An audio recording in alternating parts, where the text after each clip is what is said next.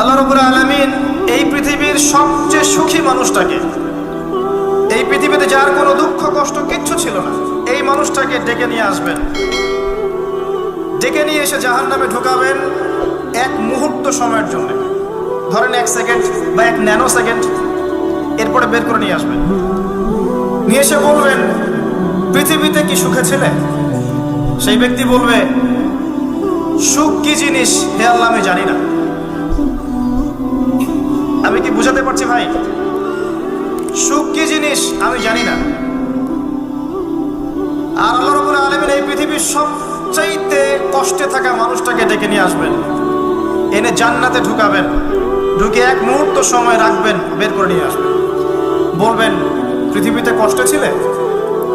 সেই বান্দা বলবে, কষ্ট কি জিনিস আল্লাহ আমি জানি না। এটাই সেই আয়াতের